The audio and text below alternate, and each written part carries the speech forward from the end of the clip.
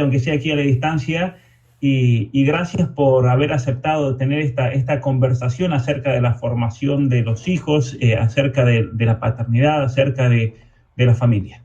Pues es un honor, Pablo Muñoz y Turrieta, el que sea yo entrevistado por toda una celebridad. No sabes los centenares de miles de personas que te siguen, que te seguimos.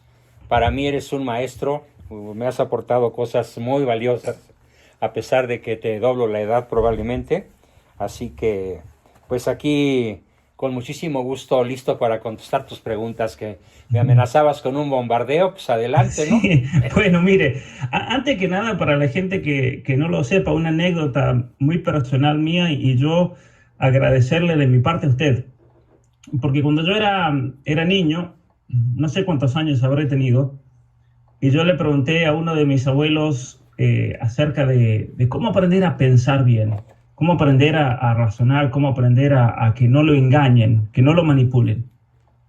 Y él, no me olvido más de eso, me dio un librito que decía, tienes que estudiar a este hombre, me decía. El hombre ese y la filosofía de ese hombre era Santo Tomás de Aquino.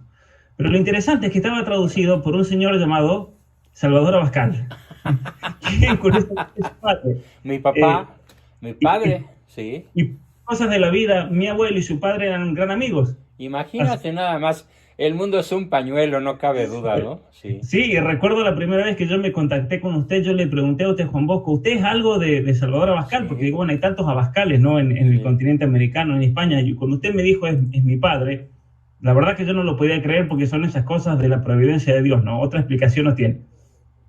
Así es providencial nuestro encuentro, por supuesto. Ujú. Muy Muy bien. bien.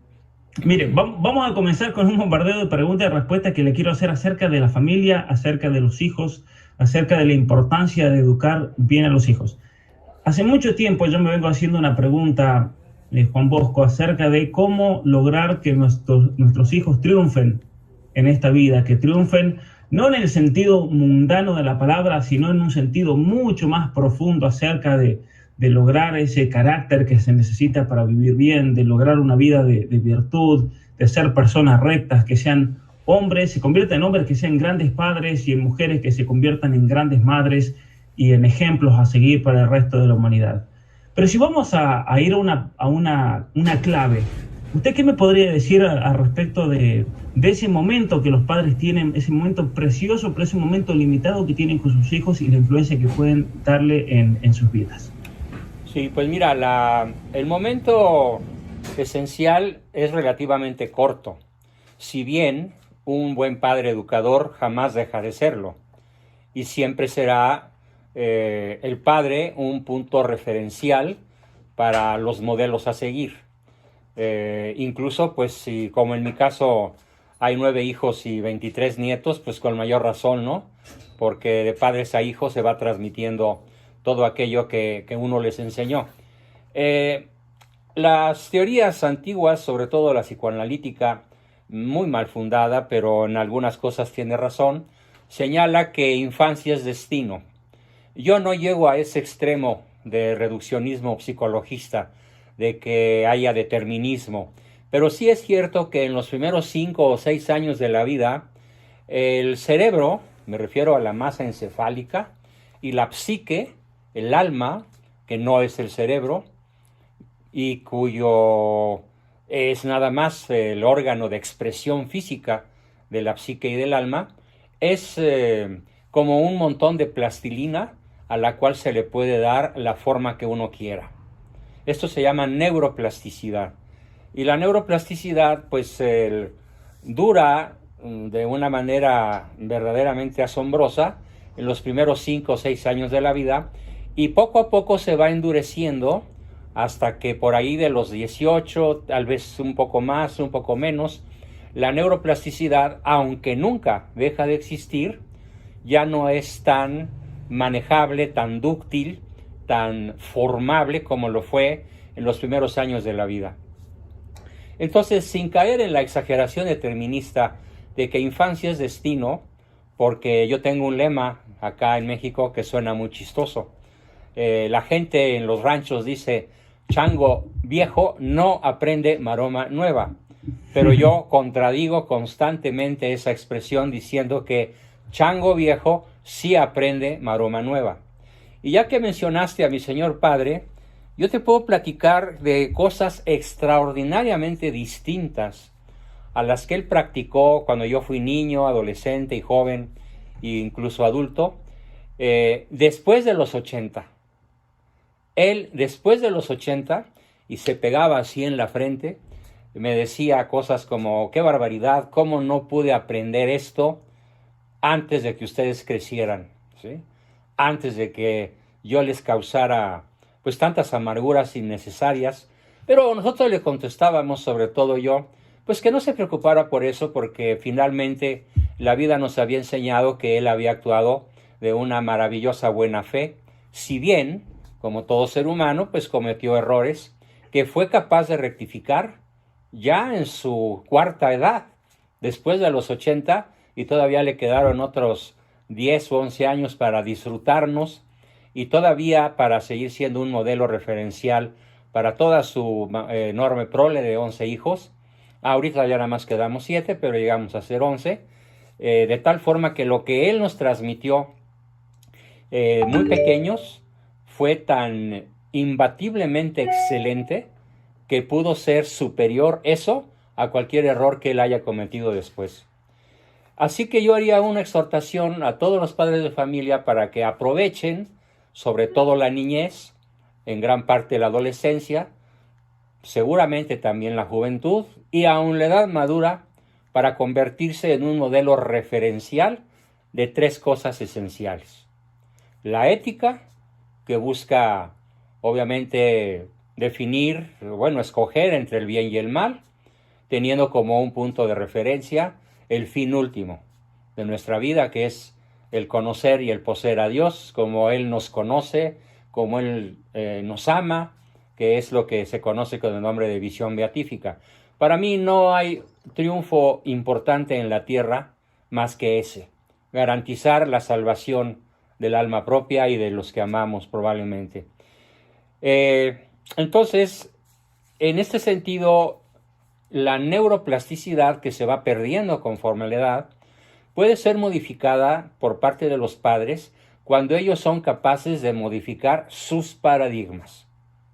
Cuando ellos a los 40, a los 50, incluso como papá a los 80, son capaces de dar un cambio drástico, fundamental, en aquello que creyeron hacer bien toda su vida, entonces se puede decir que chango viejo sí aprende maroma nueva, sin importar la edad. Y ese sería el mensaje. Nunca pierdas la esperanza de poder influir positivamente en tus hijos si tienes en tu cabeza, en tu corazón, este formidable principio. El cambio, sin importar mi edad, comienza hoy y conmigo mismo. No por mi prójimo, no por mis hijos, no por mi cónyuge, sino por mí. ¿Qué quiero modificar en ellos? Empiezo por mí.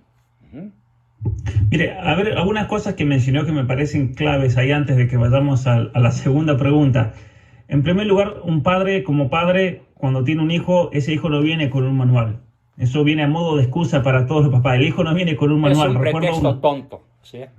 Una gran amiga de Estados Unidos había tenido mellizos y un día la fui a visitar a ella y a su esposo y ella estaba desesperada con los 2 niños que estaban fuera de control, que estaban en esa etapa terrible de los 2 años.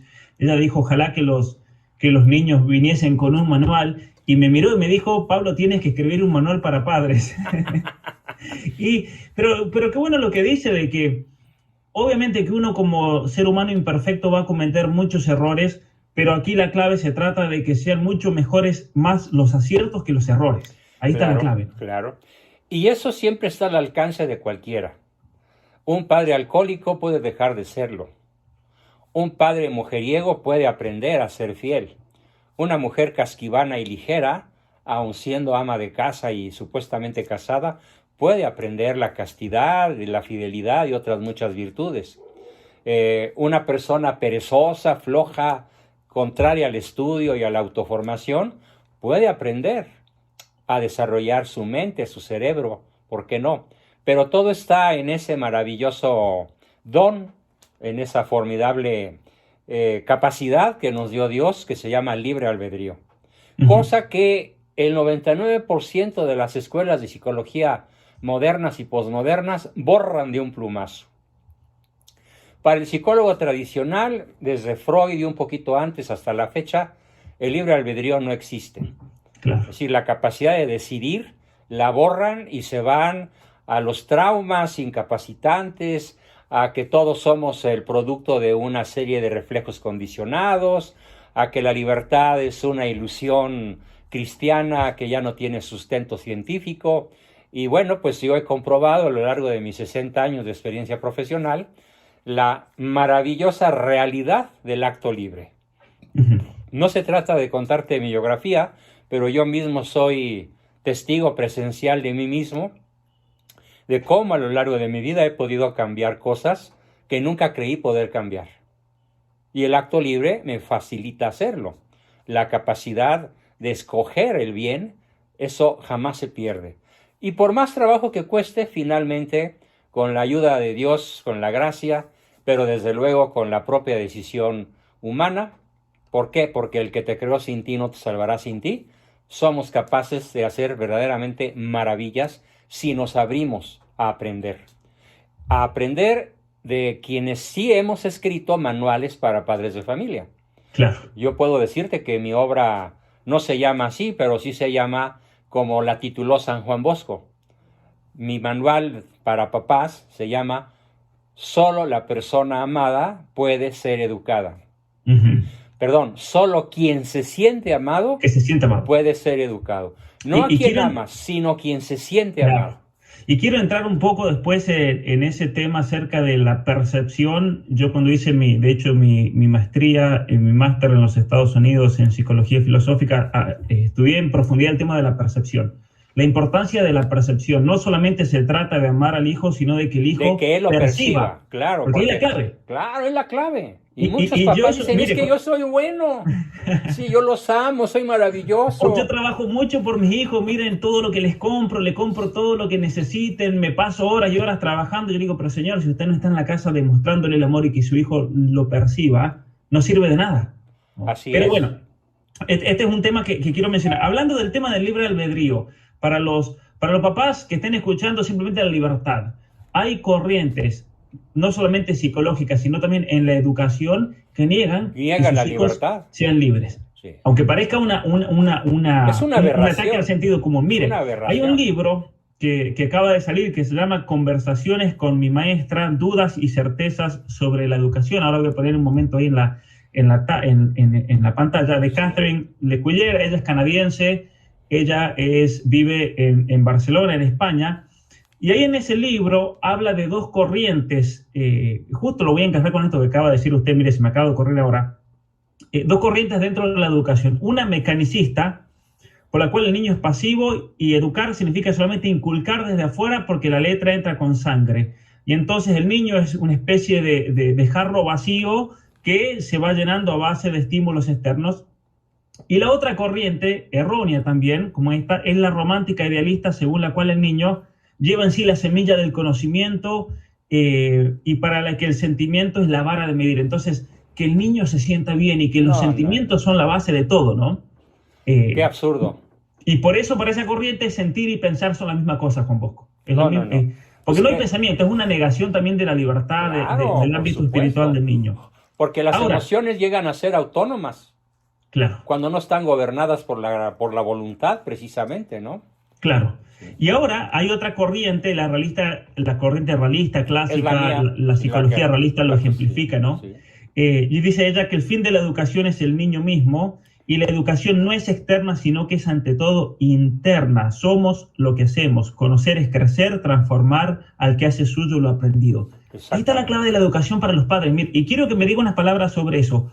¿Cómo lograr que un niño, por un proceso de transformación interior, vaya aprendiendo aquellos objetivos que un padre o que un matrimonio se ponga para sus hijos? Por ejemplo, el hecho de que sea paciente, de que el hijo se controle, que el hijo no grite.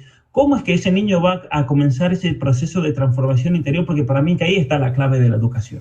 Bueno, pues yo tengo varios principios fundamentales, pero lo esencial lo voy a decir despacio y de manera muy reflexiva, lo esencial radica en que los padres sean capaces de formar un vínculo ideo-afectivo con sus hijos.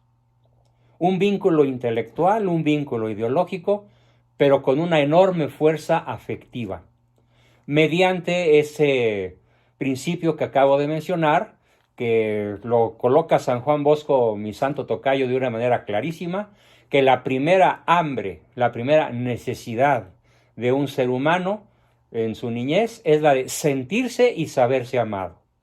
Entonces, si tú, papá, no logras formar un vínculo afectivo, no podrás educar a ese niño, más que podrás tal vez domesticarlo, reprimirlo, aplastarlo, traumatizarlo, dejarlo herido, hacerlo susceptible, resentido, inseguro, porque fuiste un autócrata, un manipulador, pero Claro. nunca te diste cuenta de que, por ejemplo, la ley y el orden no están más que al servicio de la persona humana.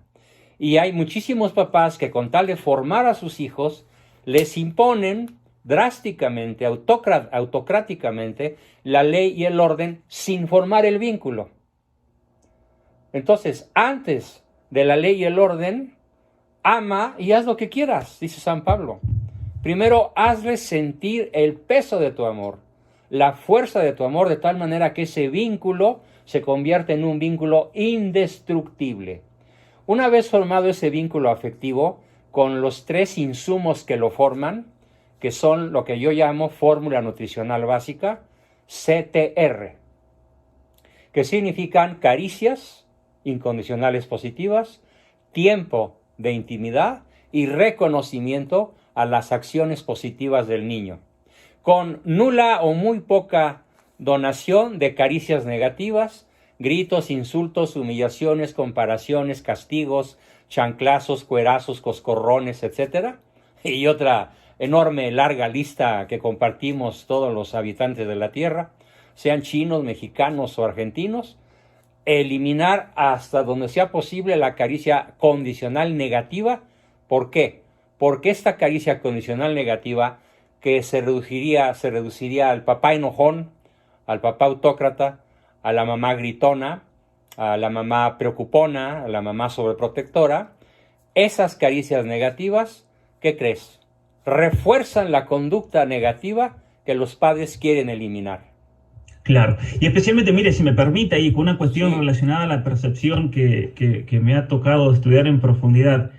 Sabe que la clave a mí me parece también de la enseñanza del amor, y es una de las críticas que yo hago en mi último libro, Las mentiras que te cuentan, las verdades que te ocultan, a toda la educación sexual, el tratar de educar cuestiones que solamente en la familia se van a lograr, porque solo en la familia la persona se lo ama por lo que es, o se lo debería amar por lo que es. En el trabajo, a ver, si yo te... Y a mí me pasa mucho aquí, incluso en Canadá, o en el primer mundo, aquí la gente, si uno no está encima, no es eficiente. Entonces, al trabajador se lo valora por la producción y la efectividad que tiene. Al estudiante se lo valora por la inteligencia, la capacidad intelectual, lo que pueda producir. Solamente en el hogar a la persona se lo ama porque es y nada más. Por ser quien es, por existir, por ser. Y me acordé de eso cuando usted mencionaba ahora de no dar caricias condicionales negativas. Claro, dependiendo de la conducta del niño. Si te portas bien así, si te portas mal te saco ese amor. Es que esa es otra barrabasada, es otro error, que se llama caricia condicional positiva, que se reduce a la palabra premios. Tú no puedes comprar la conducta ética de tus hijos. Tienes que persuadirla mediante, mediante la formación del vínculo, pero también con la instalación de algo a lo cual hoy se le tiene pánico. Y es la formación de límites. Que el niño aprenda que la vida es límites. No límites rígidos, no límites caprichosos, no límites propios de mi manera de percibir las cosas, sino límites racionales.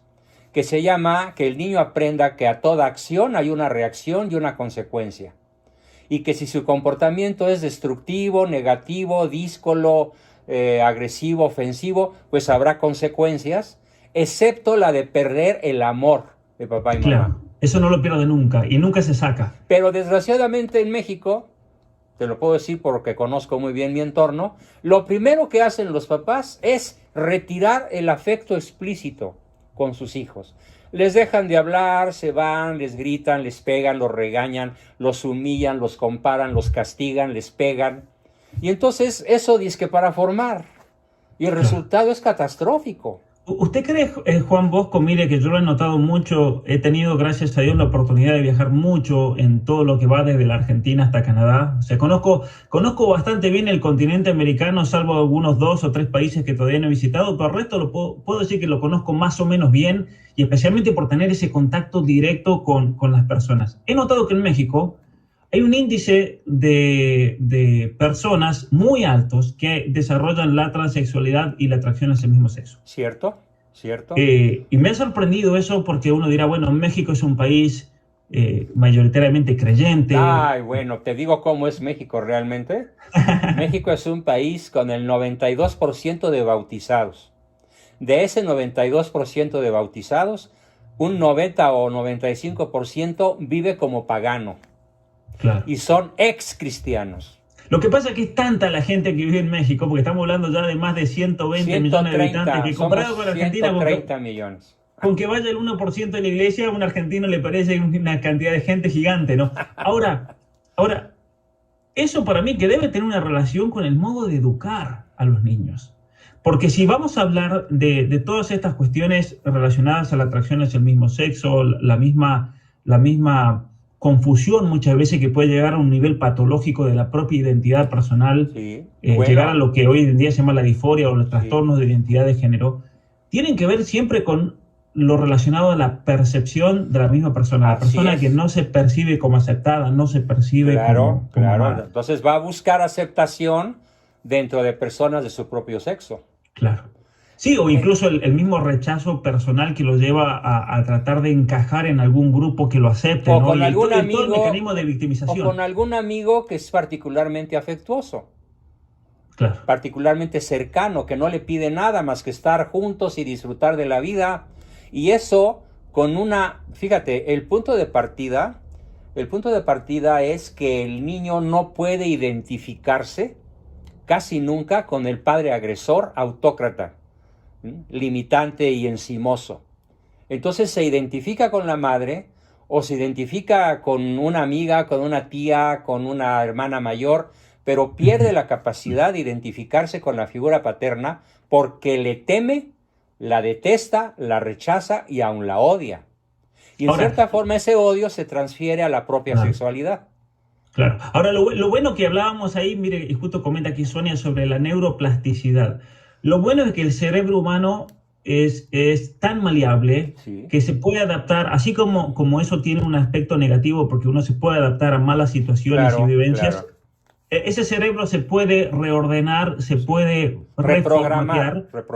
Sí. Y los padres también. Claro, ¿no? Porque es lo que decía al principio. Los padres, si quieren cambios en sus hijos, tienen que empezar ellos, no sus así hijos. Es. Sí. Y para muchos que están preguntando, mire, Juan Bosco, a mí me contacta muchísima gente, tengo un hijo homosexual, tengo una hija lesbiana, tengo un hijo que ahora se cree de otro sexo, y desesperados los padres, quiero llevar a mi hijo a un psicólogo, ¿a quién me recomienda? Y yo le digo, miren, padres, eso se trata con ustedes primero que nadie. Claro. Porque si es un problema del vínculo familiar, si es un problema de la relación familiar y del modo como esos hijos han percibido esa falta de amor o rechazo o la situación que haya sido, son los padres los que primero que nada deben recomponer esa situación, porque si no, hay que ir a las causas de las cosas siempre, ¿no? Claro. Ahora bien, ¿cómo se forma el vínculo? A base de CTR, caricias incondicionales, tiempo de intimidad, tiempo de juegos, tiempo de compartir desde el festival escolar hasta el partido de fútbol y las amarguras de la primera novia o novio. El compartir el tiempo es esencial. Si no se comparte el tiempo, no hay caricias. Si el papá solo trabaja, se va temprano y llega tarde y tiene a su familia incluso en niveles socioculturales o socioeconómicos de la clase más alta posible en su ciudad o en su país, eso no forma el vínculo. El padre permanece como un ausente desconocido. Y cuando se acerca un poquito y quiere tomar el control, pues le sale el tiro por la culata porque los niños no quieren control. Los niños no necesitan control, necesitan vínculo afectivo, necesitan caricias, tiempo y sobre todo algo que en México no se practica: reconocimiento a las cosas que nuestros hijos hacen bien. Aquí lo que se practica es el deporte nacional por excelencia, la descalificación. ¿Qué quiere decir descalificación? En inglés, knockout. El papá y la mamá se la pasan señalando los errores, ¿sí? Señalando, entre comillas, descalificando las cualidades y exaltando las metidas de pata y los errores. Entonces, ¿qué aprende el niño? Lo que aprende es a que si se porta mal le hacen caso, que si llega tarde mamá está colgada de la lámpara, que si llega tarde papá se enfurece y lo toma en cuenta y entra a la recámara a ponerle una de perro bailarín. El niño aprende que el amor es agresión, que el amor es imposición, que el amor es lastimarse, que el amor es autodespreciarse y someterse. ¿Por qué? Porque mamá es manipuladora, inestable, y papá es un autócrata que dejaría a Hitler en calidad de niño de teta, ¿no? Entonces, la enorme importancia que tienen algunos principios que voy a mencionar, una vez dicha la fórmula nutricional, CTR. ¿Cómo empezamos? ¿Qué es lo que el niño necesita para poder formar ese vínculo a través de la fórmula nutricional? El primer gran principio o regla de oro es suave, lo voy a decir en latín y luego lo traduzco: suaviter in modo, fortiter in re. Traducción al castellano actual: suavísimo en el modo, firmísimo en la decisión.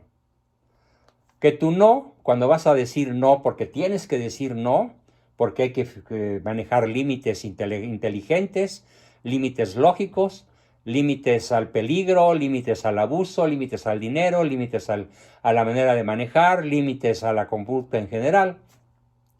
Pues muy bien, ¿cómo vas a fijar el no, el límite? Con una suavidad de terciopelo y con una firmeza de acero al tungstén, ¿sí? Ahora, si tienes esas dos cosas juntas, las dos cosas a la vez, suavidad a la vez que firmeza, firmeza a la vez que suavidad, cuando tienes que poner límites, es una de las reglas de oro más maravillosas, porque al niño le da certidumbre, le da seguridad, le da autoestima, y entonces el niño puede fijarse en la norma, pero no fijarse en la conducta agresiva del padre.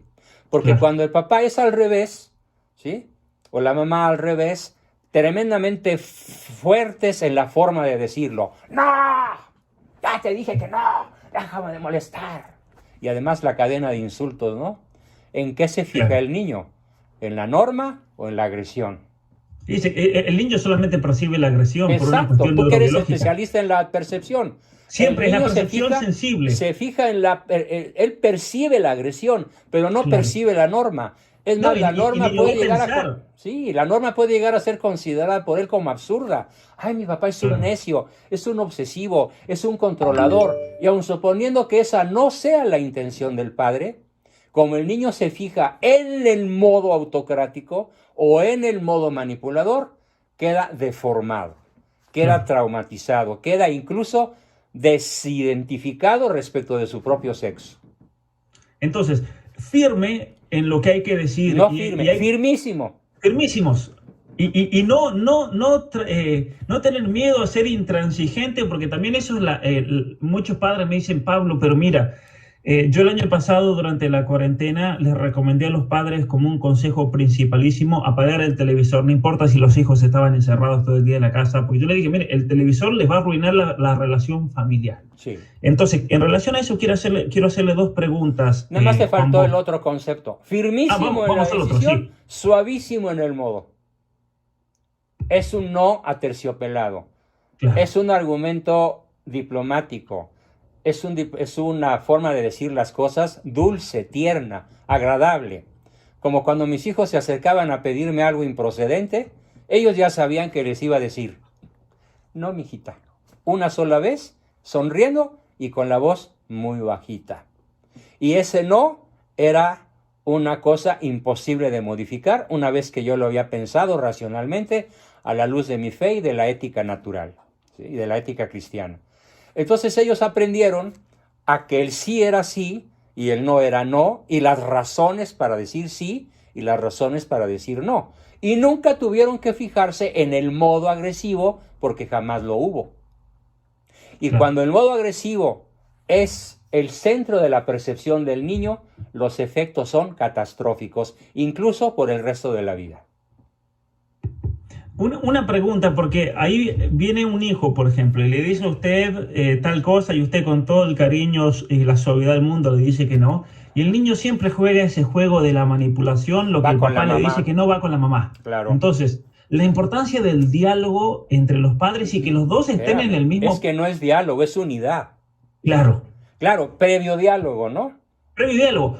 Porque mire, yo en una conferencia que la voy a postear ahora en YouTube, en Saltillo, yo propuse una idea ahí a los padres y se la comento a usted para que la comente y me la critique y todo lo que quiera, Claro. que es el siguiente: un padre o los padres, papá y mamá, tienen que mirar a sus hijos. Yo decía ahí, miren una foto, pongan un papel el nombre de su hijo que se llama Juancito, y uno se tiene que preguntar y ponderar qué tipo de hombre yo quiero que ese niño sea cuando ese bebé que acaba de nacer tenga 18 años y salga al mundo y se encuentre con ese monstruo gigante que está allá afuera llamado mundo. ¿Qué tipo de ser humano quiero que sea? Y hacerse un plan de ruta, decir, bueno, yo quiero que ese hijo sea virtuoso, que sea estudioso, que sea paciente, que se controle, que controle sus impulsos sexuales, que controle sus impulsos relacionados a la comida, que sea una persona saludable, atlética, y a partir de ahí hacer una hoja de ruta sabiendo cuál es la persona que vamos a querer lograr a fin de ese periodo educativo que tienen los padres, que es un tiempo precioso. Ahora bien, pero para eso los padres tienen que conversar y revisar ese plan de ruta, ¿no? Claro. Y Y es preguntarse. constantemente, no es fijo. No hay camino, se hace camino al Claro, andar. no hay camino, pero cada hijo va a ser un mundo distinto. Claro, imagínate si lo sabré yo con tantos. Pero una cosa que yo quiero recomendarle a los papás, como háganse un plan de ruta por escrito, digan, y se van a juntar a la noche después que los hijos los ponen a dormir. Por eso es importante también mandar a los hijos a dormir temprano, para que tengan tiempo ustedes de conversar sobre sus hijos, sobre la familia, Claro. y decir, Pero no es un plan. conversan, ven la tele. Ese es el problema. Ven Netflix. Netflix está destruyendo A la familia. las familias, Sí. pero incluso es interesante que leí un artículo hace poco. Netflix está destruyendo incluso algo positivo de Netflix aquí en Canadá, está destruyendo el nivel de promiscuidad. Porque ya la gente no tiene tiempo ni para ser promiscua porque están con Netflix todo el día. No, bueno. Pero a ver, ¿a qué voy con eso? ¿A qué voy con eso? Que le está haciendo daño a los matrimonios, ¿no? Le está haciendo daño a las familias. Tienen que pasar tiempo hablando sobre sus hijos, que yo creo que es un tiempo precioso y es un tiempo realmente que nunca jamás se van a arrepentir dentro de su matrimonio de verse todas las noches hablar sobre sus hijos, cuál fue el mejor momento, qué es lo que el hijo, la hija necesita, los obstáculos, pero tienen que hablarlo, porque solamente así, y ahí lo voy a unir con su grandiosa idea, solamente así ustedes como padres van a decir en qué tienen que ser fuertísimos. Y entre ustedes van a hablar, porque muchas veces el papá tiene defectos que la mamá se los balancea, la mamá Claro. puede tener defectos que el papá se los balancea, Sí. para la suavidad del modo también, ¿no? Es que la suavidad está forzosamente en ambos o fracasan. Y la firmeza tiene que estar en ambos o fracasan. Y la firmeza y la suavidad son simultáneas en papá y mamá. ¿Sí? Eso fue algo que yo disfruté muchísimo en mi niñez y adolescencia y juventud. Mis padres siempre estuvieron de acuerdo, aun en sus errores. Y eso da certidumbre, da seguridad, da autoestima. Esa unidad, papá y mamá, es formidable. Entonces, en ese diálogo al que tú hacías referencia hace unos minutos, yo sí quisiera hacer una recomendación esencial. Ese diálogo suele nunca darse, porque en vez de diálogo, ¿sabes qué sí se da? La mutua culpabilización. Mira lo que hizo tu hijo. Mira lo que hizo tu nena. Mira lo que hizo el escuincle que pariste. Mira nada más, qué barbaridad.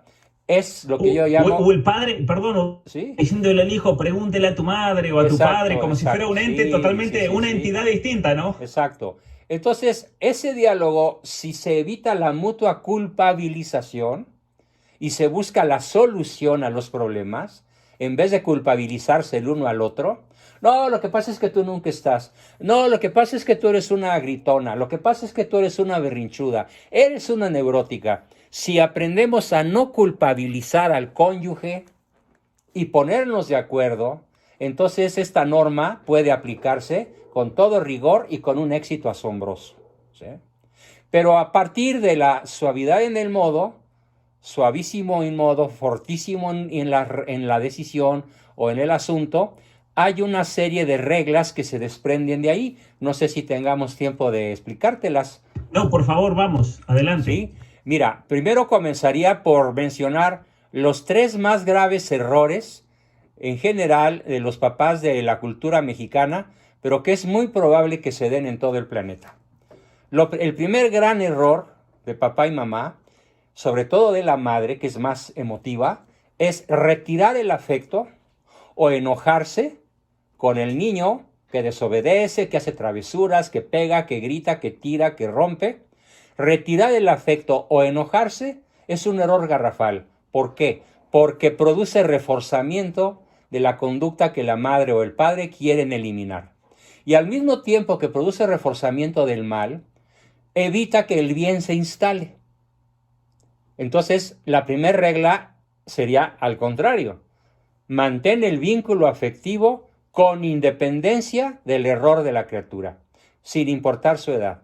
¿Por qué? Porque yo parto de una base clínica formidable, que tiene una honda raíz cristiana. Papá, mamá, cuando peor me porte, ámame más que nunca, porque es cuando más te necesito. ¿Sí? Si Claro. eso lo pudiéramos dejar aquí grabado en la mente y en el corazón de los padres de familia que nos escuchan, sería verdaderamente milagroso.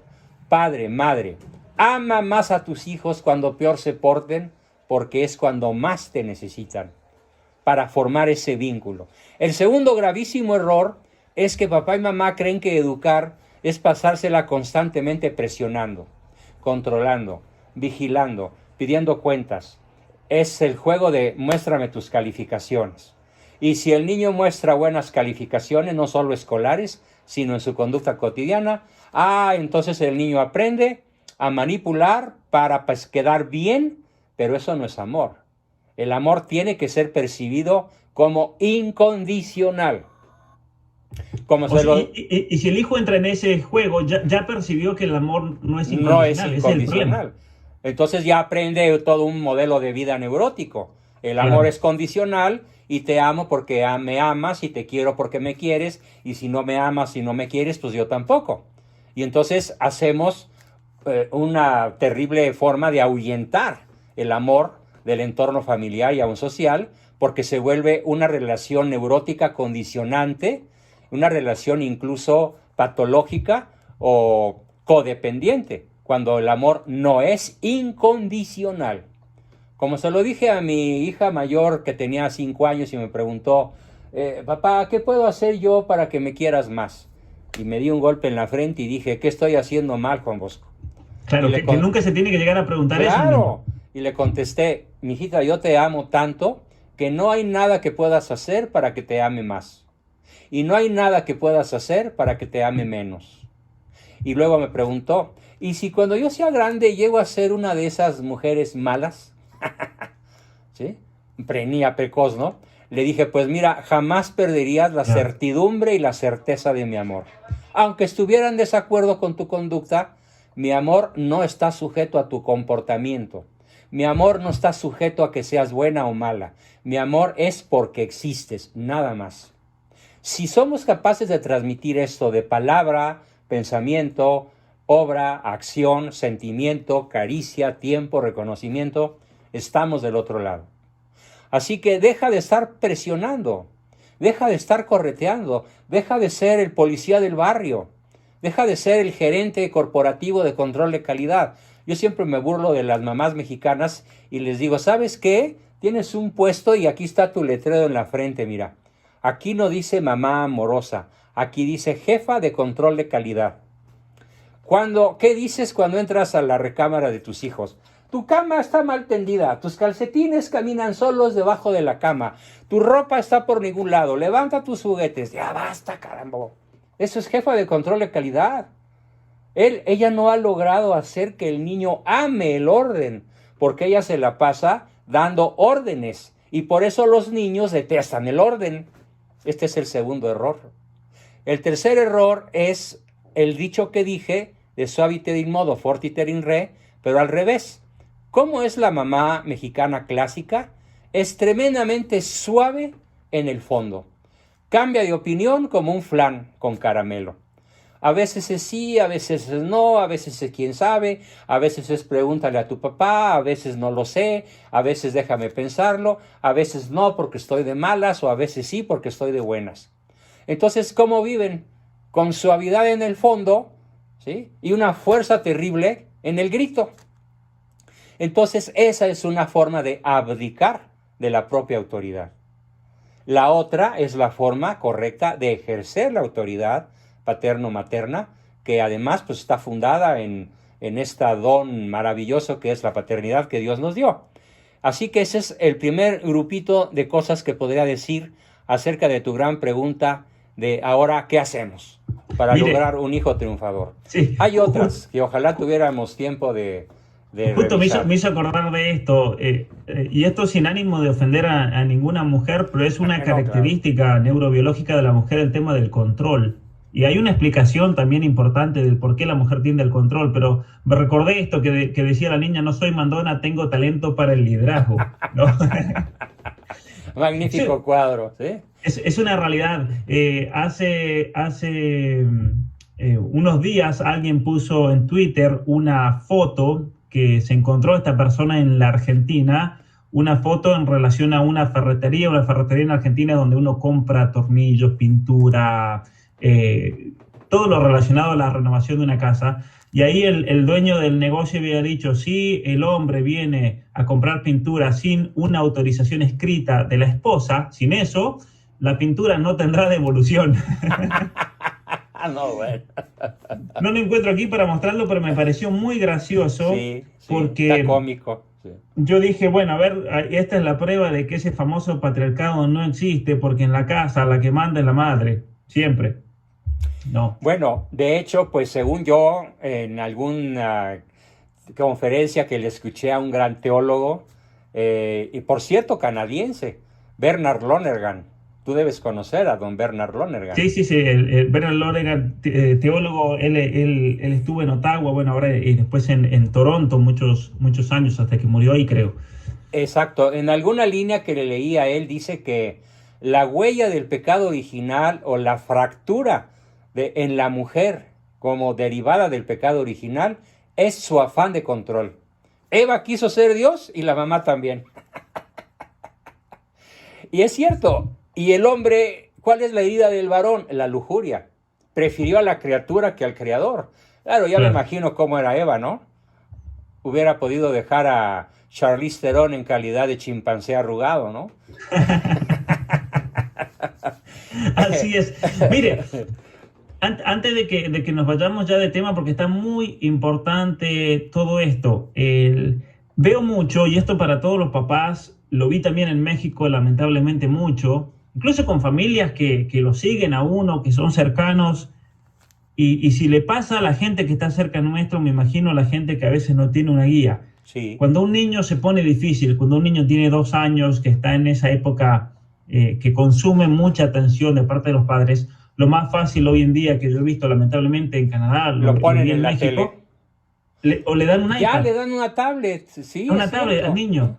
Es impresionante la cantidad de niños que acá vemos en los centros comerciales. Claro. Con su computadora a los 2 o 3 años. Durante el almuerzo, durante la cena, los niños en el restaurante con el celular todo el tiempo en su mundo.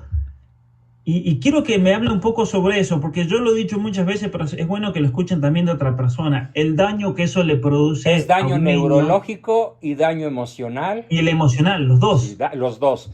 Es más, hubo un acontecimiento en la era Trump, que pues yo le mandé un saludo cordial al señor don Donald Trump, cuando él declaró que en Estados Unidos el síndrome de la adicción a las pantallas es un asunto de seguridad nacional, de salud pública.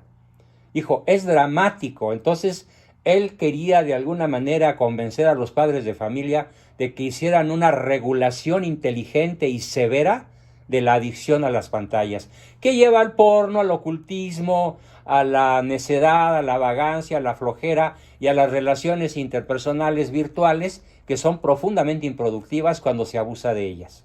Sí, es un síndrome que daña la mente, disminuye... ya me acordé.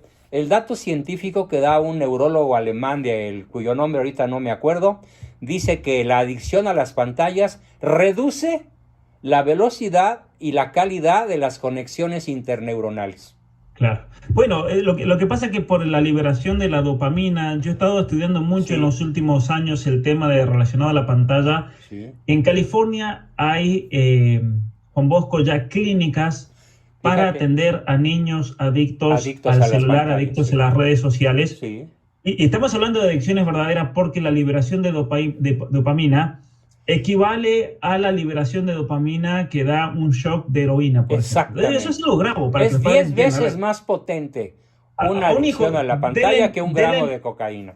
Sí. Denle heroína o denle en una pantalla. Lo que pasa es que no se van a ver los efectos físicamente porque la heroína también tiene el efecto de destruir físicamente a la persona. Pero en cuanto a la liberación de dopamina en el cerebro, estamos hablando del mismo nivel, al punto que en Estados Unidos ya hay clínicas donde se internan a niños por los graves problemas neurológicos que se siguen del uso de pantalla. El primer país que detectó esto fue Japón. Y en Japón ya tienen unos 10 o 15 años de ventaja para lograr desinsertar a sus hijos de la adicción al síndrome de las pantallas. Pero es un problema que está creciendo, ¿eh? Es un problema que se está agudizando. ¿Sí? Mire, en el comentario que nos hacen ahora, que una sociedad infeliz que no se les enseña la castidad, o sea, el dominio a sí mismos. El gran error de darle, y en relación a lo que nos comenta aquí, gracias por este comentario, Emilio, el gran error de darle una pantalla a los hijos es que los padres están abdicando esa posibilidad que tienen de educar a los hijos en el autocontrol en muchísimos aspectos de la vida. Así es.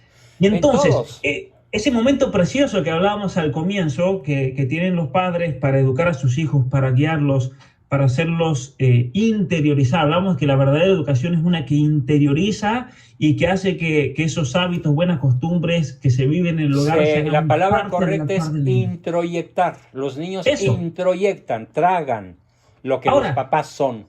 El problema es que los niños van a terminar tragando, en el mejor de los casos, lo poco de bueno que puedan ver tal vez en las caricaturas, como dicen en México, en los dibujos animados, decimos en Argentina.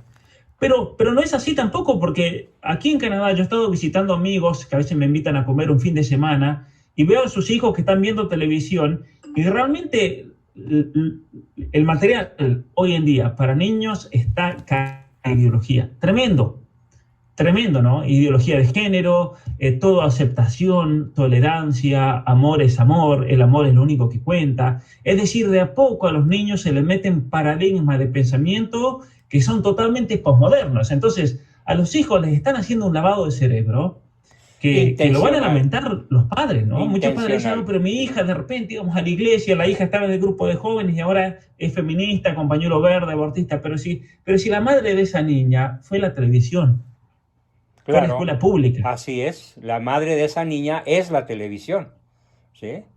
Esto es terrible. Ahora bien, todavía me gustaría darte o platicar algunas reglas que se derivan de las anteriores, de la formación del vínculo, suaviter in modo, fortiter in re. Por ejemplo, un papá, una mamá que quieran realmente educar, tiene que proporcionar lo que yo llamo frustración no agresiva. Uh-huh. ¿Y qué significa eso? Frustración no agresiva quiere decir que el niño tiene que aprender el valor de adquirir las cosas por su propio esfuerzo. Entonces, los papás no pueden ser una fuente inacabable de dinero, de privilegios, de permisos, de regalos, de ropa, de caprichos, de aparatos. No. El papá educador quiere serlo, necesita aprender a decir no muchas veces o algunas veces. Igual la mamá. Pero de modo suavísimo en el modo, firmísimo en la decisión, el no es no. Fue así como yo en su momento les negué a mis hijos automóviles de lujo, paseos absurdos, muchos miles de dólares, privilegios inalcanzables para nuestro nivel socioeconómico, pero como sus compañeritos tenían acceso a eso, ellos pensaban que también ellos podrían tenerlo. Y la respuesta fue siempre no, con suavidad y firmeza. Y ahora agradecen de corazón el haber crecido con muchas, entre comillas, privaciones, pero sin que jamás el cariño, el amor, el CTR, les fuese negado o condicionado. Es lo que yo llamo entonces proporcionar frustración no agresiva y frente a los errores, sería otra regla, mantener explícito, seguro, tangible, sensible el afecto incondicional. En CTR, en caricias, en tiempo y reconocimiento. Otra regla fundamental es que cuando tú impongas algo que me choca la palabrita, pero pues no hay otra. Cuando impongas o pongas o deduzcas un castigo, el castigo tiene que ser lógico. ¿Qué es un castigo lógico? Que para el niño quede en evidencia la relación entre el error y su consecuencia. Claro. Y esa consecuencia es la que él se buscó. Un ejemplo que yo utilizo mucho hablando de celulares. Tengo muchos papás en California, por ejemplo, podría decir tal vez centenares, que aprendieron una norma preciosa. Mira, mijita, yo no te estoy quitando el celular. Tú lo estás perdiendo. Con tu abuso, con la ruptura de las reglas convenidas previamente contigo, no es que yo te quite el celular, es que tú perdiste el derecho a usarlo. Por las 2 próximas horas, por los 2 próximos días, por la semana o definitivamente. Claro. Eso incluso, es por ejemplo, eso es los niños están el peleando en la castigo casa. lógico. ¿Sí? Claro, los niños se están peleando, los niños no se comportan, hay mal desempeño en la escuela, y explicarle, mire, posiblemente la razón por la cual todo esto te está yendo tan mal es porque estás demasiado tiempo en el celular. Por supuesto. Entonces, como te queremos ayudar, como tienes que crecer, como no queremos que termines viviendo debajo de un puente algún día, te vamos a sacar el celular por tu bien para que comiences a mejorar. Es importante, ¿no? Porque, mire, muchos papás ahora van a decir, bueno, a ver, le tengo que sacar el celular a mis hijos. Le tengo que restringir el tiempo porque ven televisor. Yo no estoy hablando de la persona que tal vez vea televisión, ¿no es cierto? El fin de semana a los niños les ponen una película para que disfruten. No estamos hablando de esos casos, estamos hablando de la gente que prende el televisor a las 7 de la mañana y lo apaga a las 12 de la noche. Así es, sí. Bien, entonces, volviendo al asunto de los castigos lógicos, ¿qué no es lógico? ¿Qué tendría que ser erradicado de cualquier familia que quiera lograr hijos triunfadores? Hay que erradicar los golpes, las humillaciones, las comparaciones, las retiradas de afecto, las agresiones, los chantajes y las manipulaciones. Todo eso que es la cultura mexicana más abrumadoramente presente, tiene que ser erradicado.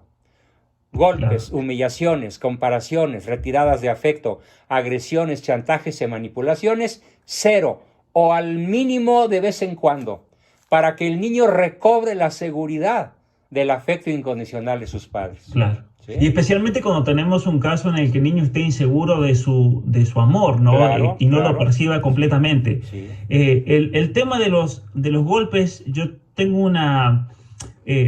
salió en Colombia una ley donde se prohíbe cualquier tipo de castigo físico y demás. Y obviamente que el progresismo, cuando pone esas leyes, no tiene ese es otro extremo.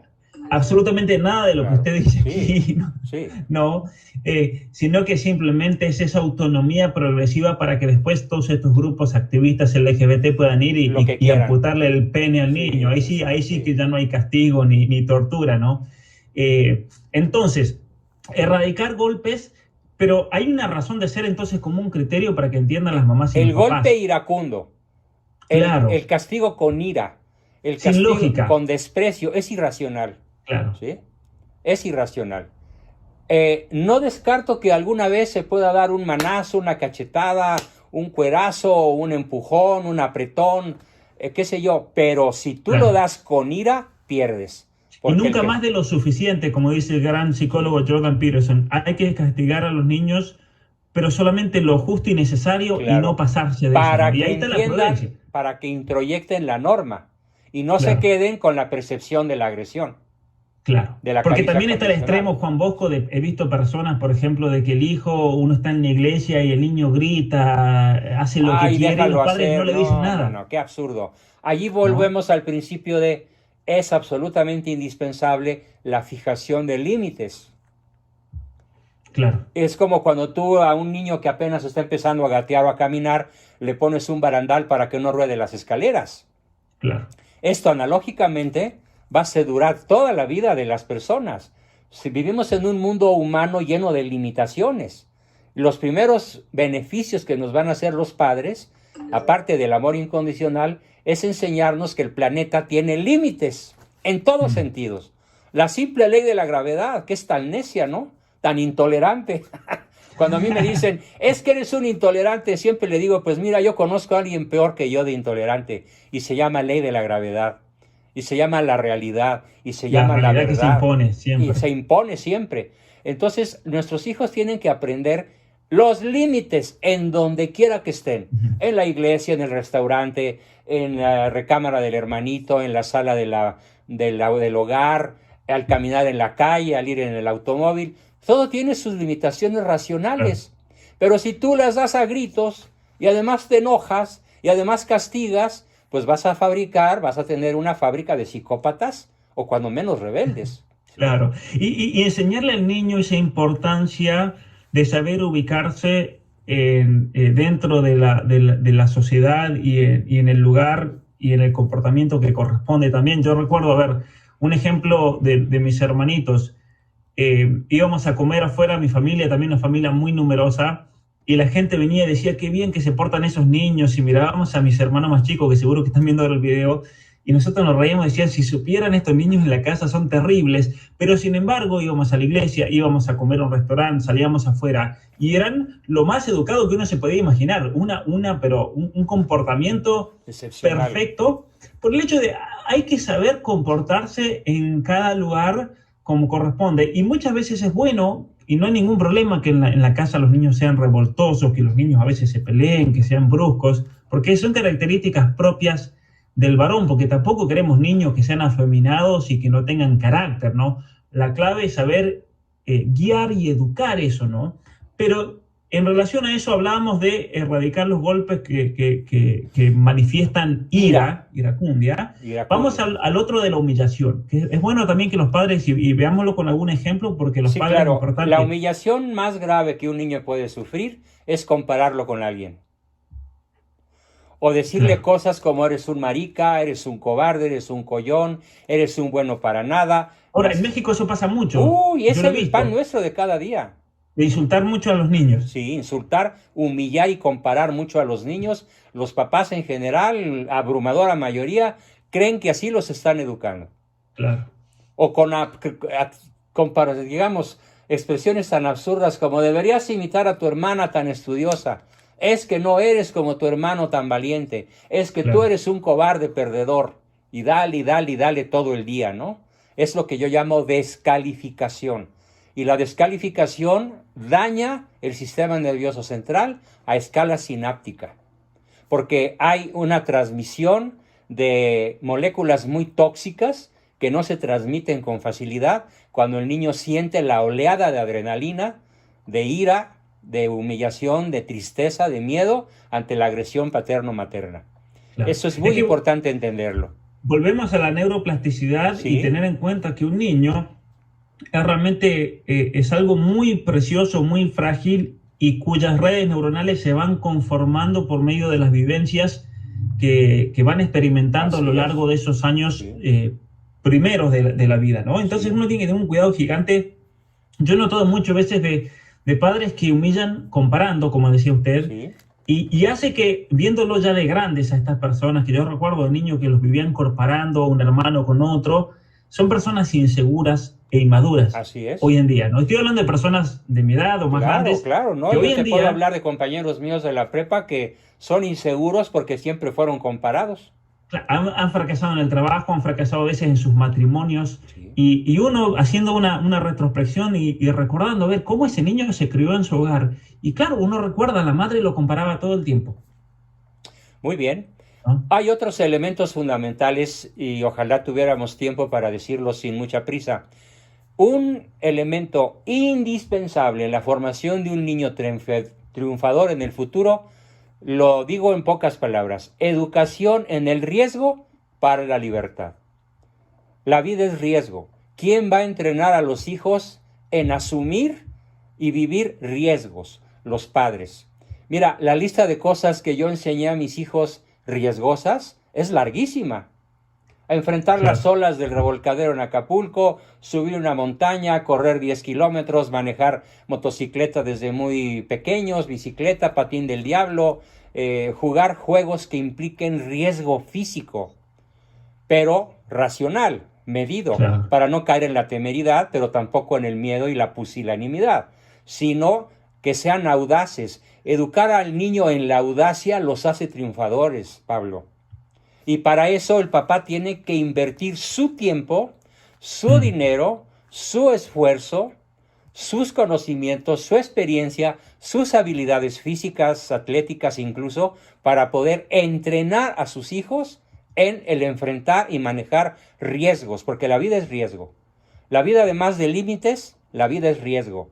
Y un papá o una mamá, sobre todo, de esas que andan poniendo a sus hijos debajo de una tapadera, debajo de un capelo para que no les dé ni el sol, ni el aire, ni el polvo, ni el viento, ni nada por el estilo, pues están haciendo hijazos de mi vidaza, como decimos por acá, ¿no? Buenos para nada. Están haciendo niños tremendamente inseguros y que siempre van a tener que vivir a la sombra de alguien más poderoso, más inteligente, más ágil, más fuerte, más astuto, mejor dotado. Y no es así como podemos educar, como debemos educar, como conviene. Es educación en el riesgo para la libertad. Claro. Una cosa interesante que aprendí estudiando el modelo finlandés es que, no sé si lo seguirán haciendo, pero a la escuela obviamente se va a los 5 años, como en todo el mundo, pero recién comienzan a aprender en un aula a los 7 años, en segundo grado. Jardín de infante y primer grado lo pasan en el bosque. Haga la temperatura que haga, en 20 bajo cero, tienen que estar en el bosque jugando en la nieve, así porque es el elemento de la aventura, ¿no? Claro, y de pasar tiempo la aventura, fuera. la emoción de ser superior al ambiente peligroso. Ahora, ¿qué pasa cuando un niño crece en una ciudad de México abarrotado de gente que no tiene, bueno, tiene otra aventura porque hay peligros también en la Ciudad de México? Es de otro tipo. De otro tipo. Pero no son los peligros que fortalecen el alma, lamentablemente, ¿no? Entonces, ¿cómo hacer un padre en una situación así? A mí, en lo personal, yo un padre que me pregunta, le digo, bueno, a su hijo lo tiene que sacar, aunque sea, sáquelo a la montaña, llévelo a un parque, llévelo a lugares donde ese niño pueda exponerse a un riesgo que esté controlado, pero que sea riesgo después de todo, porque el hecho de vencerse a sí mismo, de lograr algo, lo va a llenar de confianza, y esto es como una batería que se va recargando cada vez más, ¿no? El exponerse. Sí. Pero las personas que viven en el campo son personas bendecidas realmente en este aspecto, ¿no? Para educar a sus hijos. Sí, sí, definitivamente. Y lo tienen que aprovechar. Correcto, sí. Muy bien. Estoy aquí, espérame, dame un segundo. Ya, es que había perdido la imagen. Hay otras reglas. A mí me gustaría mucho explicar, por ejemplo, algo que yo viví mucho de niño con mis padres, y es lo que se llama visión trascendente de la vida. Es decir, el niño que tú quieres que llegue a ser un triunfador tiene que tener una doble conciencia. La conciencia de mi muerte inminente. Yo no sé si hoy voy a morir, no sé si mañana voy a amanecer. Y la conciencia de mi inmortalidad espiritual. Morirse no es aniquilarse. Morirse es entrar. O sea, hablar de la muerte, vamos a decirlo directamente, claro, con los niños. Sí, son los novísimos. Muerte, cielo, infierno, purgatorio, dolor, enfermedad. ¿Sí? Los novísimos del alma. El niño tiene que, desde su más tierna niñez, aprender que es un ser mortal, pero a la vez es inmortal espiritualmente y que habrá de resucitar. Es lo que yo llamo la visión trascendental de la vida. Posiblemente es de las cosas que más les agradezco a mis padres, porque me lo dieron desde muy pequeño en un altísimo nivel teológico y filosófico, y fue fascinante aprenderlo, aceptarlo y vivirlo. Esa doble Claro. conciencia nunca se abandona, nunca se pierde. Cuando Juan está Bosco, mire, ahora que introyectada usted, con ese vínculo afectivo maravilloso que es una de las condiciones anteriores, ¿no? claro. Ahora que menciona eso usted, recuerdo haber leído mientras estudiaba todo lo relacionado a la percepción, el pensamiento del ser humano. Hay un autor italiano que se llama Cornelio Fabro, filósofo, psicólogo, estudió neurobiología, él fue biólogo, su primera carrera fue biología, curiosamente, después fue un filósofo muy grande en Italia, y él hizo muchos estudios acerca de los niños y la percepción de los niños, y él decía lo siguiente, en los experimentos que se hicieron tanto en Alemania como ahí en Italia, era que al niño cuando se le presentan lo que usted mencionaba como los novísimos, las grandes respuestas a los misterios de la vida humana, el hecho de Sí, la muerte, de la sí, trascendencia, del sí, alma, de Dios, el niño, en esa etapa que va entre los 2 y los 5 años, logra, si al niño se le explican esas verdades, el niño logra una calma interior, que no lo así es. logra. Porque es Que, una pregunta, y a él claro, lo sorprendió, decía, a ver, los niños tienen cuestionamientos muy profundos, y que es el catecismo, son las verdades cristianas, claro, las que hacen que un niño se calme y se sienta seguro en este claro, mundo. claro. Además, uno aprende a amar y a confiar en la divina providencia, con esa visión trascendente de la vida. Uno Claro, aprende a que si algo malo pasa es porque Dios escribe derecho con renglones torcidos. Que si algo Dios te quita es porque probablemente te tenga algo mejor. Si algo Dios te lo roba, te lo impide, es porque puede ser un obstáculo formal para tu salvación.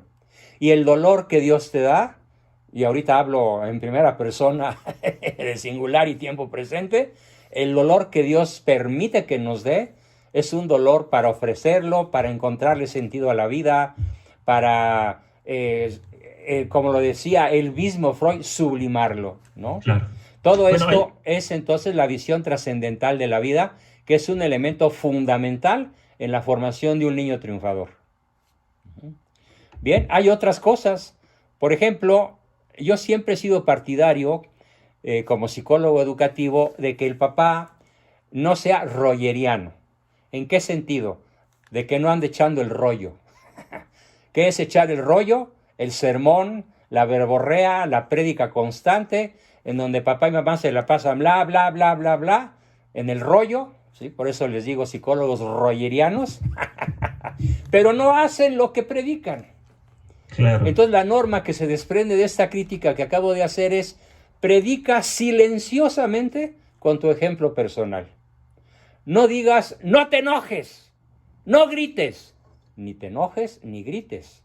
Y a corto o largo o mediano plazo, ¿qué van a introyectar tus hijos? Papá no grita, mamá no se enoja, mamá piensa las cosas antes de decirlas, porque eso es lo que los padres hacen. Y si el vínculo está sólido, CTR, los niños captan con una asombrosa facilidad que papá no grita, que papá no se enoja, que mamá no cambia de humor, que mamá mantiene su afecto, aunque yo me haya portado mal. Y esa es la base de la saludable autoestima u ordenado amor por sí misma, ¿sí? Claro. Y luego, bueno, ya dije lo de fijar, negociar o imponer límites firmes e insalvables, la de proporcionar castigos lógicos, pero aquí viene algo importantísimo que no he mencionado: estructurar tiempo para jugar e intimar. Tiempo para jugar con nuestros hijos, a lo Tener que un les horario en la gusta casa. jugar, a lo que les gusta jugar. Juegos de mesa, juegos como por ejemplo, yo recuerdo muy bien que mi mamá jugaba con nosotros a las escondidas. Años y años de mi niñez, incluso adolescencia, con el chorro de hermanitos, era fascinante que mamá se escondía y no la encontrábamos, ¿sí? O alguno de mis hermanos, más listo que los demás, lograba esconderse y no lo encontrábamos. Y podían pasar 1 o 2 o hasta 3 horas en una tarde que en vez de televisión jugábamos. Jugábamos escondidas, caballazos, cebollitas, que era que todos nos pusiéramos abrazados así de la panza y a tratar de jalar al último para desencajarlo de la fila. Tiempo de juego. Jugábamos béisbol, jugábamos fútbol, bueno, éramos tantos que había 2 equipos, verdes contra rojos, y mamá era verde y papá era rojo. Y Eso es lo bueno de sí, ser muchos hermanos, ¿no? claro, Uno nunca se aburre. es fabuloso.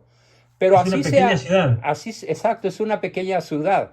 Es más, es como una cultura, ¿sí? Entonces, el asunto es que si no estructuras tiempo de juegos, tú muy difícilmente podrás educar a tus hijos en algo valioso. Y si no estructuras tiempo de intimidad para hurgar en su alma y dejarte tú que ellos hurguen en la tuya, no formarás el vínculo. Tiempo de intimidad, de diálogo tête a tête, corazón a corazón, ¿sí? Ojo con ojo, para poder conocerse mutuamente y poder intercambiar pensamientos, emociones, tristezas, alegrías, valores, creencias, mitos, miedos sobre todo, pero esto requiere estructuración del tiempo, que es la segunda letra de la fórmula nutricional. Y me refiero específicamente a tiempo de juegos y a tiempo de intimidad, ¿sí? No sé si sobre esto quisieras hacer alguna pregunta o comentario, porque siempre me sorprendes con tus comentarios. Sí, un comentario. Con el tema del tiempo, aquí en Canadá, obviamente que el nivel de ideologización es tremendo y los padres, de una manera mucho más fuerte, yo creo que en México, que en Argentina, que en otros países, viven eso en sus hijos adolescentes, porque aquí ya estamos a otro nivel de ideologización. Ya lo creo. Las feministas mexicanas son niños de pecho comparado con el nivel de ideologización. Y esto lo digo para tantos papás que dicen, no, me voy a ir a vivir a Canadá porque ven la cuestión meramente económica y no se dan cuenta de que hay un problema profundamente cultural que es lo más grave que puede haber. Es un reino luciferino, ¿eh? Lo sé. Totalmente. A muchos pacientes que tengo allá. Y con muchos de mis amigos, ellos estaban pasando momentos muy difíciles con sus hijos, tremendos. Y en un momento les dije, miren, a ver, vamos a hacer algo con los papás. Vamos a ir al medio de la montaña, estamos hablando de invierno aquí en Canadá, 40 bajo cero, vamos a escalar una montaña con sus hijos. Los hijos adolescentes. A ver, hijos adolescentes, ellos a mí me aprecian mucho. Muchos de ellos ya están en la universidad, ya son hombres hechos y derechos, pero hace 8, 7, 6 años estaban pasando por un momento muy conflictivo y yo me los llevaba a la montaña con sus papás. Y lo increíble de eso, Juan Bosco, hay que imaginarse a ver la gente subir montañas grandes en el invierno con 20, 30 bajo cero, a la noche hacían fríos terribles, situaciones realmente muy difíciles. Íbamos bien preparados, no era nada inconsciente o imprudente, pero ciertamente es el riesgo hay racional. Hay que pasar una noche a 40 grados bajo cero. Y cuando los padres pasan una situación así con sus hijos dentro de su carpa, se unen, hay una unión, es una unión única. Es el vínculo, es el vínculo. El vínculo. Sí. Y los padres, claro, volvían maravillados porque ellos no habían descubierto ese aspecto. A mí me encanta la montaña, me apasiona muchísimo. Claro, a mí también. Y una de las razones por las cuales me apasiona es porque se crean vínculos humanos fuertísimos. Nosotros teníamos la costumbre, ya no porque pues después de vejez viruela, pero durante todos los años de infancia, adolescencia y en juventud de mi numerosa prole, nos fascinaba acampar. Sobre todo en los Estados Unidos por el alto nivel de seguridad que allá había. Pero al año podían ser 3 y hasta 4 veces de campamento. ¿Qué hotel ni qué Eso nada? Es buenísimo. Acampar, asar la carne, la salchicha, los bombones, pasar la noche cantando, contándonos cuentos, historias, intimando, abrazaditos, qué sé yo. El camping fue una manera de compartir el tiempo maravillosa. Y crea vínculos muy profundos dentro de los hermanos. Yo con mis hermanos tengo memorias de haber ido a montañas altísimas, estar en situaciones incluso climáticas muy grandes por vientos, tormentas tremendas, a casi 6.000 metros de altura, con un frío espeluznante a la noche, todos tiritando, cuidándonos los varones a mis hermanas. Pero eso crea memorias únicas y vínculos fraternos y vínculos de amor que yo recomiendo. Si un padre está teniendo dificultades con sus hijos, llévenselos al campo. Y van a ver. Ajá. Llévenselos al campo. Sí. Definitivamente. Sí. Una pregunta antes que me olvide. Alguien había hecho una donación, ya no me aparece porque han entrado tantos comentarios. Gracias a todos los que están donando. Alguien preguntaba lo siguiente, se lo pregunto a usted específicamente porque viene de un padre traductor, es muy culto, escritor. ¿Cómo inculcarle a los niños el hábito de la lectura? Bueno, pues yo te puedo platicar mi experiencia personal. Por favor, sí, compartan, a las 12 de la noche o a las 6 de la madrugada escuchaba a mi padre escribir a máquina, aporrear las teclas, porque en aquella época no había computadoras ni máquinas eléctricas, ¿no? Entonces yo me cruzaba a donde él estaba, en el cuarto contiguo. Papá, ¿qué haces? Y me acuerdo la primera respuesta que me dio. Estoy traduciendo la vida de nuestro Señor Jesucristo. El libro se llama Jesucristo, su vida y su obra, de un formidable autor francés, Ferdinand Prat. Y papá, ¿y para qué traduces esa obra? Eran 2 tomos de 500 páginas cada uno. Y me dice, pues mira, no creas que es para ganarme la vida, sino principalmente para que ustedes aprendan a amar a Cristo. Y nos leía párrafos. Y entonces yo le decía, ¿cómo me gustaría poder escribir igual que tú escribes? Pues ándale, mijito, aquí está la máquina, ¿sí? Y así, a los 5 años, yo aprendí a aporrear las teclas. Y lo primero que escribí fue el nombre de mi mamá, el nombre de mi papá, después el mío y el de mis hermanitos. Hice una lista. Éramos ya 3, cuando yo tenía un poquito menos de 6 años. Entonces, ¿cómo te puedo decir? Yo introyecté el amor por la lectura y por la escritura desde la más tierna edad. Y mis hermanos todos aprendieron de la misma forma. Te puedo decir que entre los 11 hermanos no hay uno que no tenga la pasión por aprender leyendo y hasta por escribir. Entonces es algo que se mama, en el hogar. De tal manera que cuando ya estábamos en la primaria, en la secundaria, era fascinante llegar al aula y empezarles a hacer preguntas a los maestros que sabíamos que no podían contestar, ¿sí? A ver, ¿cuál es la velocidad que necesita un cohete para salir de la Tierra sin ser devorado por la ley de la atracción? Ni el maestro de física lo sabía. No, Abascal, ya vaya, se tiene 10. ¿Dónde lo aprendió? En la novela de Julio Verne de Viaje a la Luna. Y al día siguiente, y usted sabe, y cada rato todos, la turba de los Abascal, nos pasábamos la vida en las escuelas preguntándoles a los maestros lo que habíamos leído en casa y que ellos evidentemente muy pocas veces habían leído. ¿Eso en qué se tradujo? En una pasión por seguir estudiando, por seguir aprendiendo, por seguir leyendo.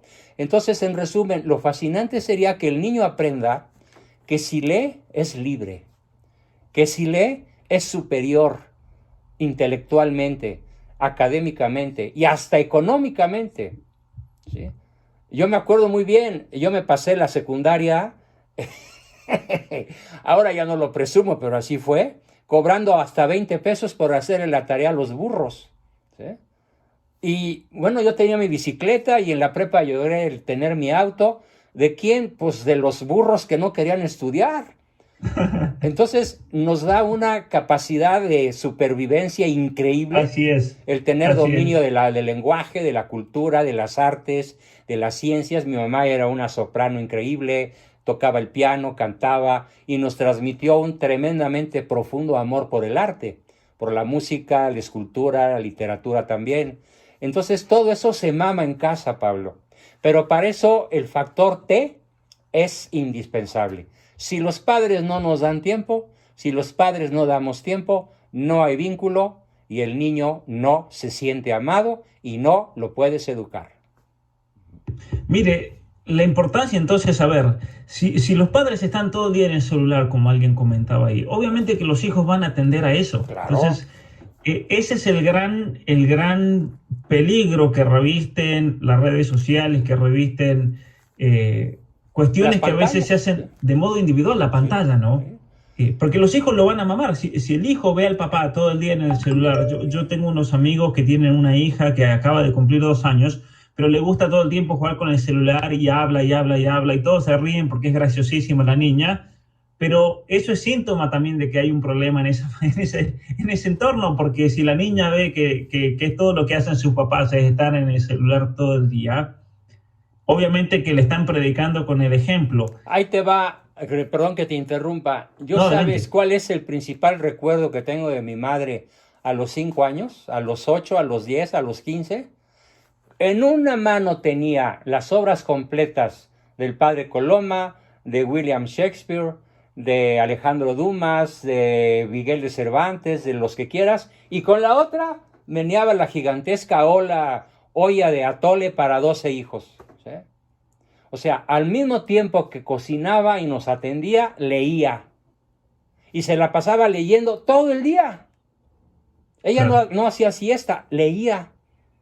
Ella fue un ejemplo maravilloso del amor a la lectura. Entonces, imagínate lo que aprende un niño cuando ve a su mamá haciendo los frijoles con una mano y con el libro de Shakespeare en la otra. Y además nos sentaba y nos recitaba, nos actuaba, nos platicaba de la tragedia de Ricardo III. Cómo me acuerdo que ella me la contó cuando yo era un chaval de 7 años. Y además la actuaba y se montaba en el caballo y gritaba mi reino por un caballo. Son cosas indeleblemente grabadas, no nada más en la memoria, sino en toda la personalidad. Es así como podemos educar. Pero vuelvo a la fórmula. Si no hay tiempo, no hay ni caricias ni reconocimiento. ¿Sí? Claro. Ahora, ¿qué libro recomienda aquí que están justo preguntando? Yo siempre digo, Juan Bosco, y después le digo, libros que a los niños les dé un hábito de la lectura. Yo recomiendo 2 autores con los que yo crecí y que son clásicos y nunca pasarán de moda. No me digas Julio Verne. Por supuesto. Y Emilio Salgari. Los dos, me creí con los dos. Ah, bueno, pues ya somos compañeros de infancia. Emilio Salgari, y ahora que está celebrándose el 450 aniversario de la batalla de Lepanto, todas las novelas de Emilio Salgari que se refieren a esa época son formidables. Claro. Narra con pelos y señales cómo fue la batalla, con datos muy bien documentados, porque además pues él era italiano y conocía muy bien cómo fue todo aquello, ¿no? Y tiene personajes reales mezclados con personajes ficticios. Entonces, más que nunca, Emilio Salgari y Julio Verne, con sus avances tecnológicos que siguen siendo insuperables, además narrados con una pluma formidable, a cualquier chamaco de 12, 10, 15, 18 años y más los pueden apasionar. Mire, yo tengo la edad que tengo ahora, cada vez que veo alguno de estos libros en una librería, obviamente aquí en Canadá en francés es más fácil conseguirlo, veo algo de Julio Verne, me lo compro inmediatamente. Por supuesto. Hay libros de Julio Verne que sin exagerar los he leído 15 veces. Y los leo otra vez. No lo dudo. Porque lo disfruto. Sí. Moby Dick, esto es otro autor, ¿no? Pero a los padres yo les digo libros de aventura, los grandes clásicos. Sí. Voy a armar una lista. Gordon Pym, otro autor de aventuras, Gordon Pym. Hay un del lobo estepario. No, ese es Kermangés, ese no. Pero mira, incluso ya más grandecito, hay una serie que a mí me fascinó que se llama Los Pardaillan, que es una historia de capa y espada que ocurre en la época de los Luises y narrada así. El original es en francés, no recuerdo el autor, si mal no recuerdo es Alejandro Dumas, pero la serie de Los Pardaillan es formidable novela de aventuras. Y es además romántica, pero muy respetuosa de la sexualidad. Digamos, es una obra pura, sin escenas pornográficas como ahora se usa, ¿no? Claro. Vamos, que la heroína le diera un beso al galán era excepcional, ¿no?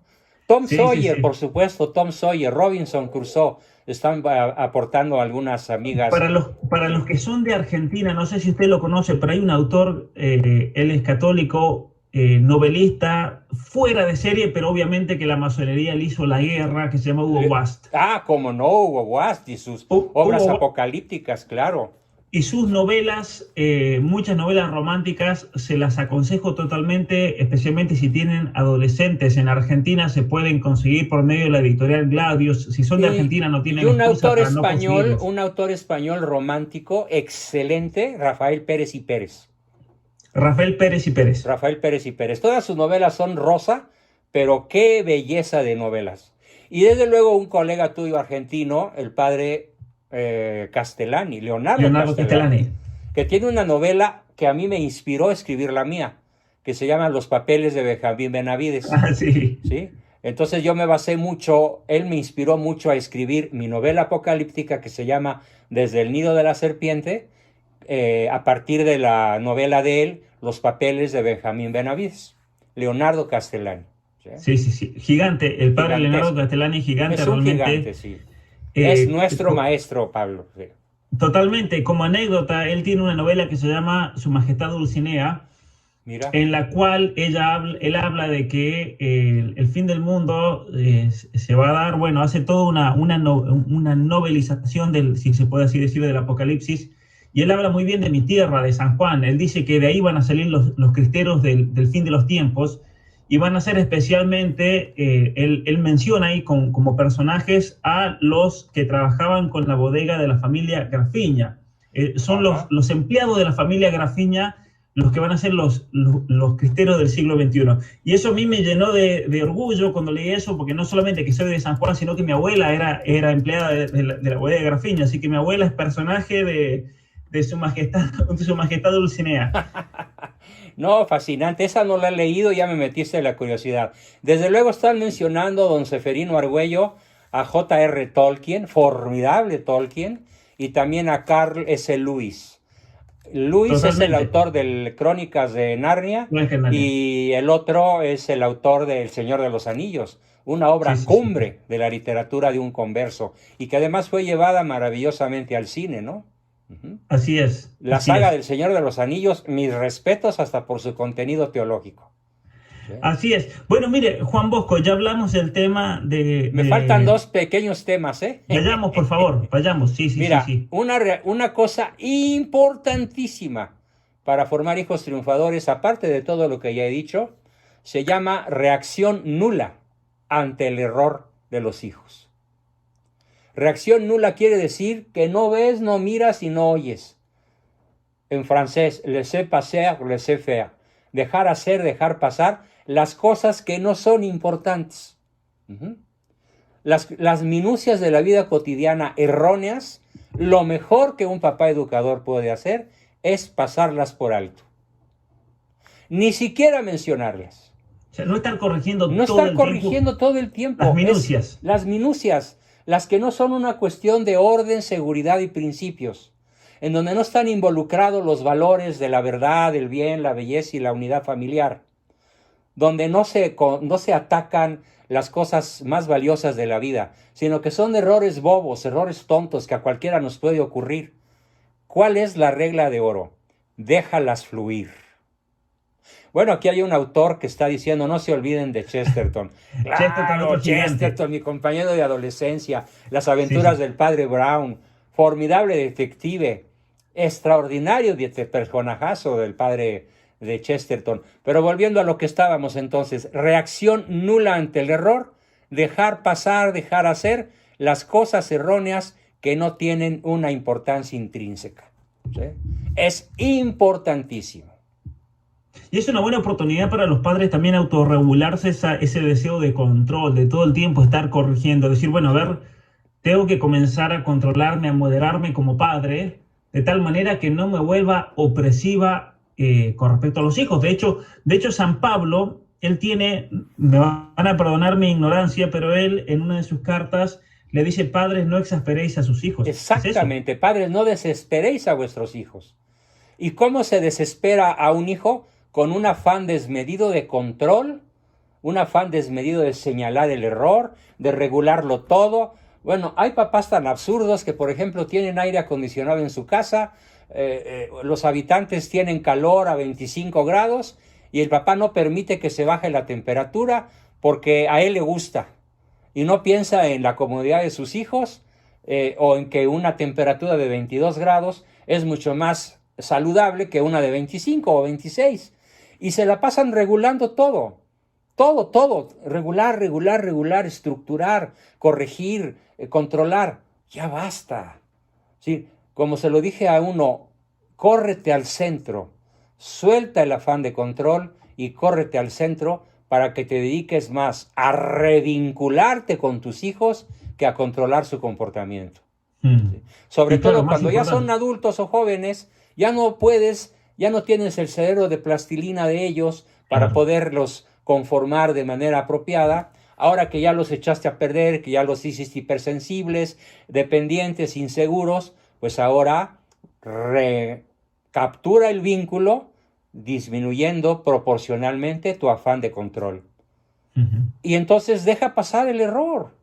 Aquel error en donde no está jugándose nada trascendente, déjalo pasar.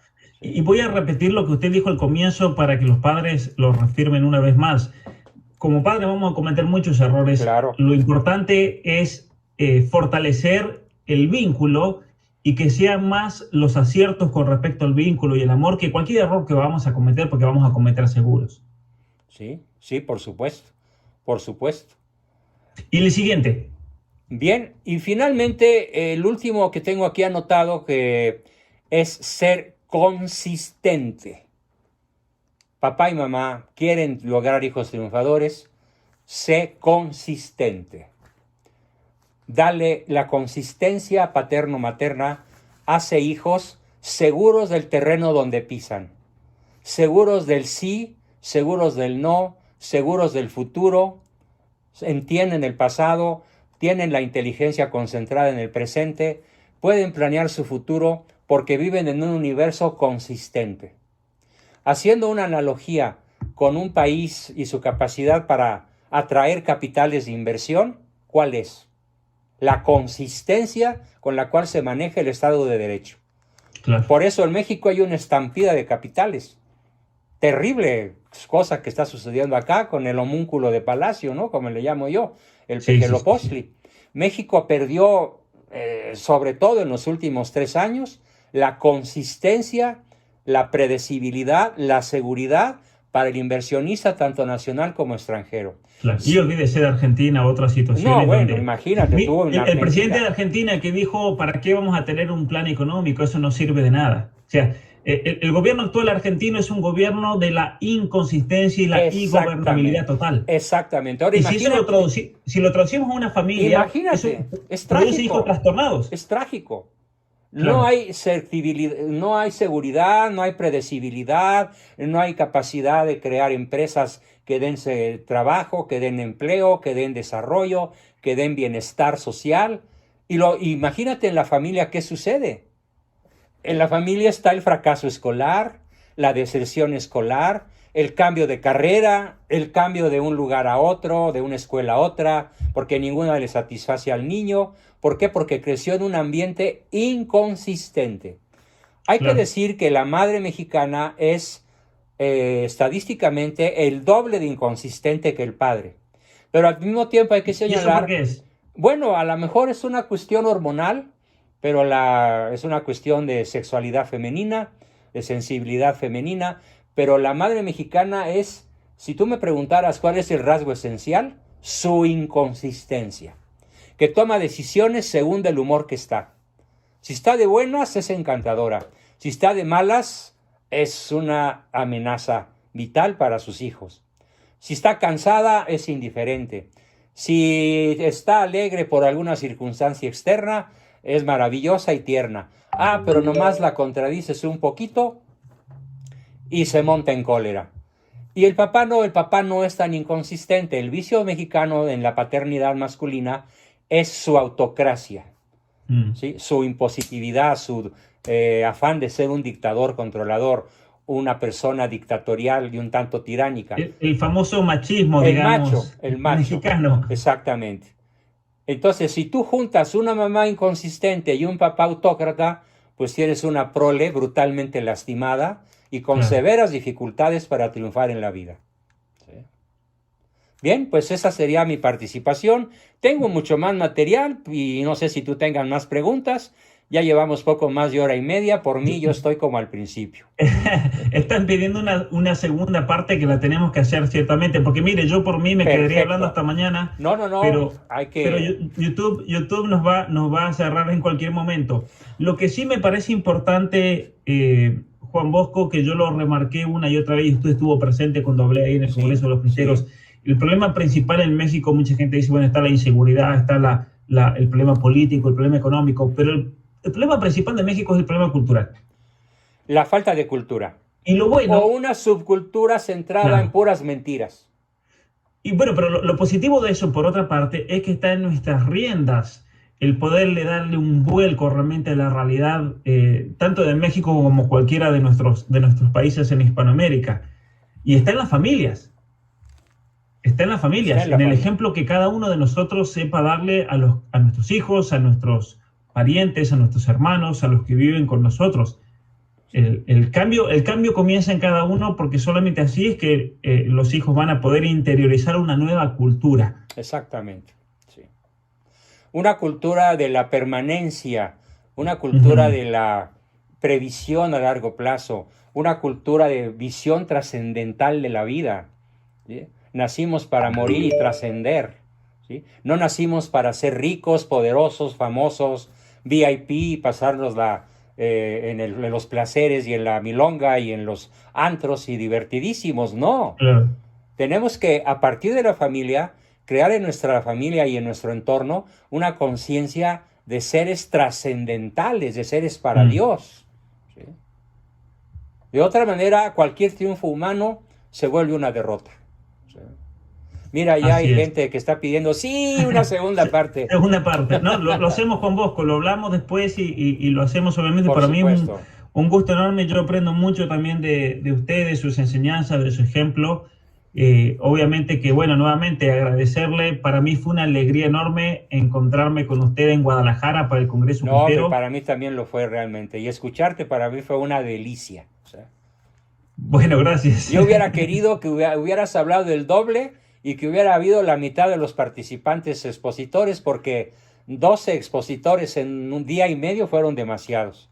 Claro. Yo lamenté que no hubieras tenido más tiempo, pero bueno, no fui yo el organizador. A veces mejor así, ¿no? Poquito y que la gente se quede con ganas. Bueno, es otra visión de las cosas, ¿no? Así es.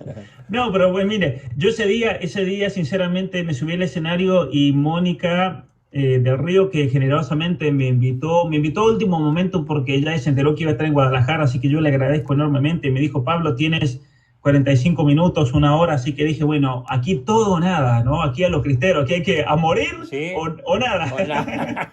Sí. Así que lo que me salió del alma, pero bueno, me alegró que la gente estaba muy contenta realmente y mi intención principal con el pueblo mexicano en esta gira fue darle ánimos a la gente, hacerles entender que el problema y esta batalla es una batalla cultural, sí, que se comienza aquí, en el interior. En el corazón, sí, en la mente. En el corazón de cada uno. En las vísceras, sí. Así es, sí. Así es. Así que gracias a todos los presentes del país, hemos hablado mucho de México obviamente, pero gracias a todos los que han estado desde Canadá, pues mira, Argentina, casi Europa, todo lo que también. he dicho aplica para toda América Latina, todos.